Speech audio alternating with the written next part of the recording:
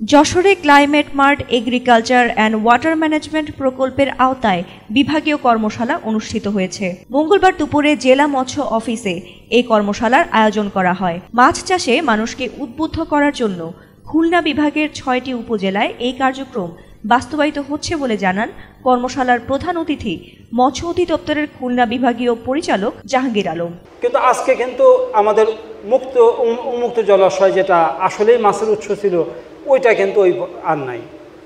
আমরা যদি বলি নদী আর যৌবন নাই, নদীর সাথে বিলের হাওড়ের যে সংযোগ ক্যানেল সেখানে নাব্যতা নাই, হাওড় বাওড়ে পানি নাই, আর পানি নাই তো মাছ নাই, আর জলাশয়গুলোতে মৎস্য অধিদপ্তরের কোনো অধিকার নাই। এই সবগুলো মিলিয়ে আসলে উন্মুক্ত জলাশয়ে মাছের অবস্থা কিন্তু আমাদের ভালো না। কিন্তু তারপরেও আজকে মৎস্য উৎপাদনে আমরা স্বয়ংসম্পূর্ণ। কিন্তু এখানে কিন্তু খুব বেশি খুশি হওয়ার নাই, কারণ আমাদের গ্রামে গঞ্জে অনেক মানুষ আছে যারা আসলে মাছ খেতে পায় না। আমরা হয়তো কেউ 200 গ্রাম করে খাচ্ছি, আর গ্রামের যে মানুষটা আছে সে কিন্তু খেতে পাচ্ছে না।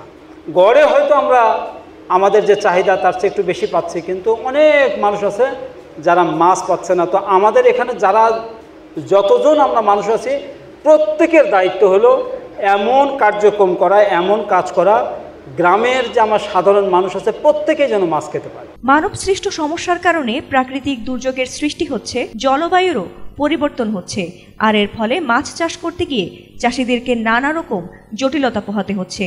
এই অবস্থা থেকে উত্তরণের জন্য এই প্রকল্প গ্রহণ করা হয়েছিল বলে জানান জেলা মৎস্য কর্মকর্তা।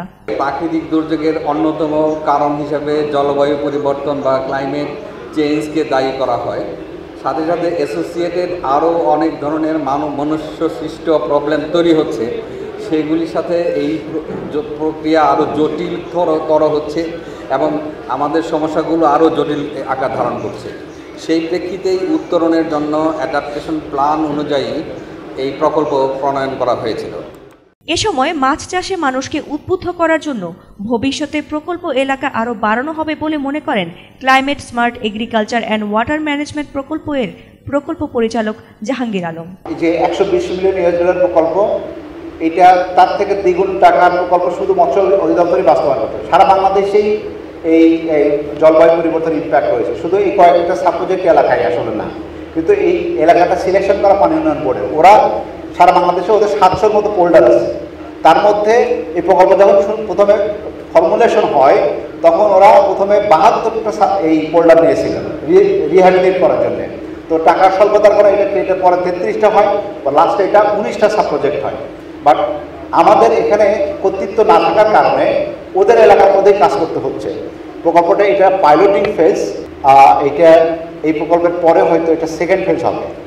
আমি ইতিমধ্যে ওয়ার্ল্ড ব্যাংকের সাথে যোগাযোগ করেছি।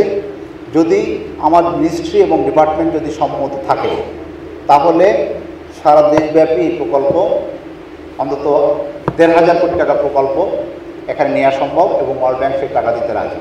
কর্মশালায় আরও উপস্থিত ছিলেন খুলনা বিভাগের 10 জেলা ও উপজেলার সিনিয়র উপজেলা মৎস্য কর্মকর্তা, মৎস্য চাষী সহ মৎস্য অধিদপ্তর, পানি উন্নয়ন বোর্ড ও কৃষি কর্মকর্তারা।